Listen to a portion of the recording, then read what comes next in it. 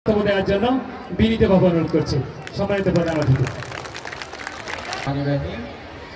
লক্ষ্মীপুর জেলার ঐতিহ্যবাহী প্রতিষ্ঠান প্রতাপগঞ্জ উচ্চ বিদ্যালয়ের আজকের বার্ষিক ক্রীড়া প্রতিযোগিতার সমাপনী অনুষ্ঠান এবং কফিলউদ্দিন বিশ্ববিদ্যালয় কলেজের ভারপ্রাপ্ত অধ্যক্ষ মহোদয়, উপস্থিত আছেন চন্দ্রগঞ্জ থানার সম্মানিত অফিসার ইনচার্জ মহোদয়, আমাদের মাঝে উপস্থিত আছেন বিভিন্ন রাজনৈতিক দলের নেতৃবৃন্দ। আমাদের অনুষ্ঠানটা শুরু হতে একটু দেরি হয়ে গিয়েছে, আমার আরেকটা প্রোগ্রাম থাকায় সেখান থেকে বের হতে একটু সময় বেশি লেগে গিয়েছে, সেজন্য আমি আন্তরিকভাবে দুঃখ প্রকাশ করছি। আর সেই সাথে প্রতাপগঞ্জ উচ্চ বিদ্যালয়ে যারা পড়াশোনা করছে শিক্ষার্থীরা, স্নেহ শিক্ষার্থীগণ, তোমরা অত্যন্ত সৌভাগ্যবান। এটা কি জানো, এই ধরনের একটা স্কুল, স্বনামধন্য একটি স্কুল, আমি যোগদান করেছি এখানে 2 মাস হলো।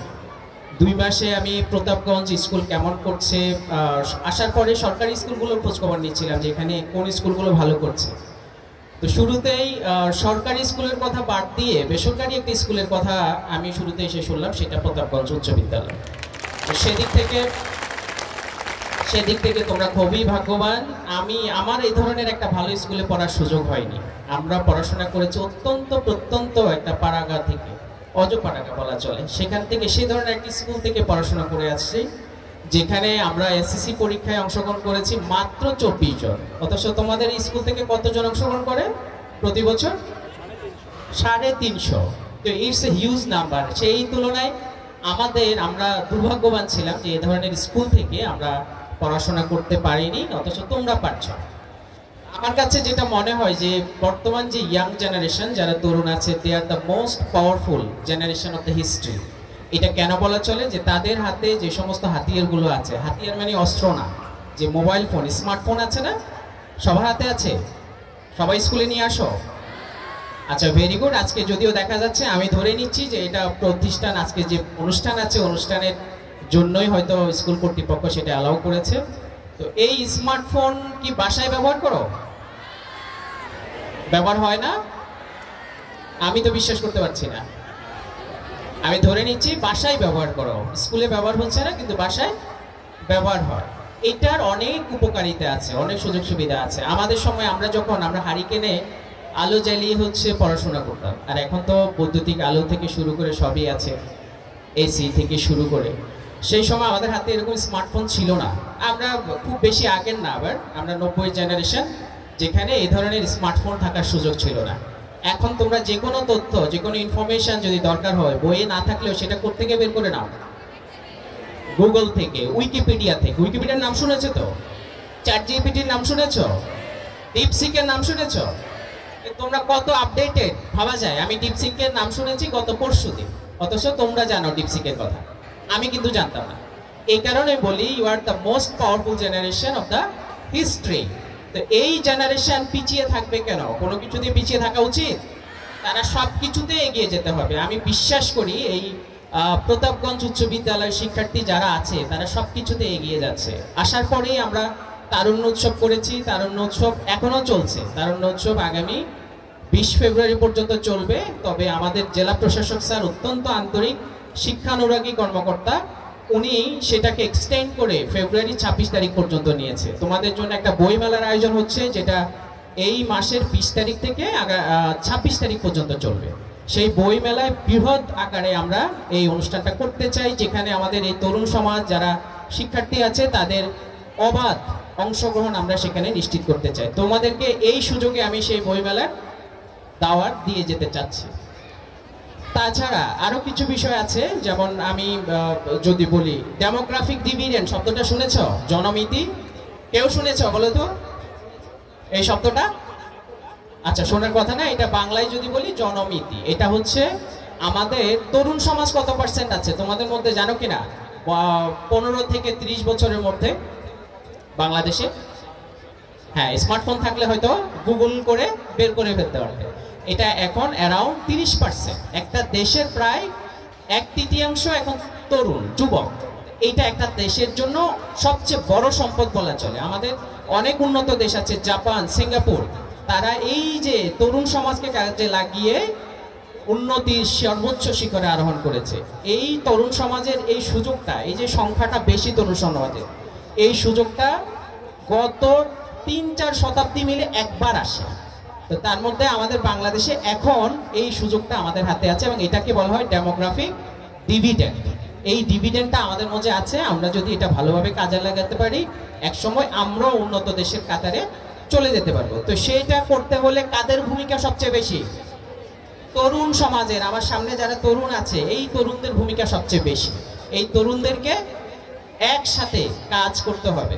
তা আমাদের এখানে যে অনুষ্ঠানগুলো হচ্ছিল উপজেলা লেভেলে, আমি আসার পরে আমরা একটা বিতর্ক প্রতিযোগিতা করেছি স্কুল পর্যায়ে, কলেজ পর্যায়ে। সেখানে এখানকার পার্টিসিপেশন অনেক বেশি ছিল। বিজ্ঞান মেলা হয়েছে, রিসেন্টলি আমরা অনুষ্ঠান করছি। প্রত্যেকটা অনুষ্ঠানে গতকাল বার্ষিক ক্রীড়া প্রতিযোগিতা হয়েছে, সেখানে প্রতাপগঞ্জ উচ্চ বিদ্যালয় সম্ভবত 25টার মতো ইভেন্টে তারা পুরস্কার নিয়েছে। তো এটা অনেক বড় একটা অর্জন।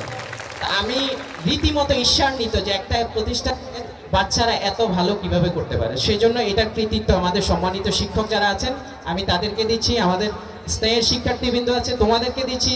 তোমরাই এই প্রতিষ্ঠানের মুখ সব জায়গায় উজ্জ্বল করছো। তো সেই সাথে আমি কিছু পরামর্শ দিতে চাই। তো পাওয়ারফুল জেনারেশন বলা চলে, তোমাদের কিছু দায়িত্ব আছে না সমাজে, আছে কিনা?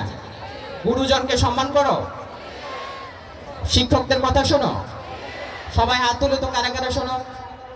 ভেরি গুড, আমি ধরে নিচ্ছি সবাই শিক্ষকদের কথা শোনো, অভিভাবকের কথা শোনো, মা বাবার কথা সবাই শোনো।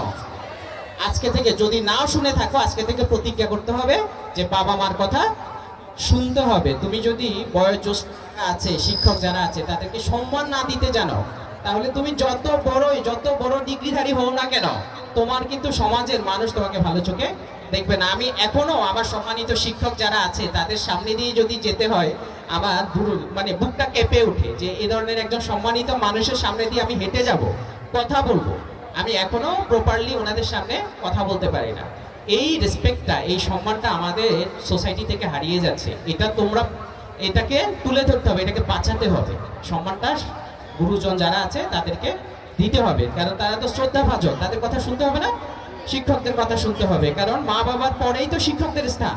তো সেই স্থানটা আমরা কেন নষ্ট করব? নষ্ট করা উচিত? সবাই একযোগে বলো, নষ্ট করা উচিত? নষ্ট করা উচিত না। সেই সাথে আমাদের যে বাল্য বিবাহ হচ্ছে, এখানে এই উপজেলায় এসে দেখলাম বাল্য বিবাহের হারটা একটু বেশি। এটা কি প্রতিহত করা উচিত কিনা? অবশ্যই উচিত। কিভাবে প্রতিহত করতে হবে? এটা কি আমার দায়িত্ব বা শুধু ওসি সাহেবের দায়িত্ব? কাদের দায়িত্ব? আমরা মানুষ কয়জন? একটা উপজেলায় মানুষ সর্বোচ্চ ওই ওসি সাহেব দেখে, আমি দেখি, আর কেউ কি আছে? আছে, তোমরা আছো। এই তোমাদেরই এটা দায়িত্ব যে সমাজ থেকে এই বাল্য বিবাহ সহ যত নেগেটিভ, যত নেতিবাচক কর্মকাণ্ড আছে সেগুলোকে দূরে সরিয়ে দেয়। এটার জন্য সামাজিক আন্দোলন গড়ে তুলতে হবে। তোমার আশেপাশে তোমার একটা বান্ধবীর যদি বিয়ে হয়ে যায়, সাথে সাথে তোমার কি করা উচিত? কাকে জানাতে হবে? প্রশাসনকে জানাতে হবে। এছাড়া একটা সরকারের কল সেন্টার আছে, জানো কিনা? কত 109 নাম শুনেছ? কল সেন্টারে টাকা লাগে না, কল করতে টাকা লাগে না। সেখানে একটা অভিযোগ দিয়ে রাখবা যে এখানে আমার বান্ধবীর বিয়ে হয়ে যাচ্ছে, তার বয়স 18 বছর হয়নি। এই যে কত বড় সুযোগ, কত বড় অস্ত্র! 109 দেয়া আছে, 333 দেয়া আছে, 999 দেয়া আছে। সেগুলোতে কল করলেই কিন্তু আমাদের দৌড়াদৌড়ি শুরু হয়ে যায়। আমার কাছে যখন একটা মেসেজ আসে আমি খুব দ্রুত দেখি যে এটা কিভাবে নিষ্পত্তি করা যায়।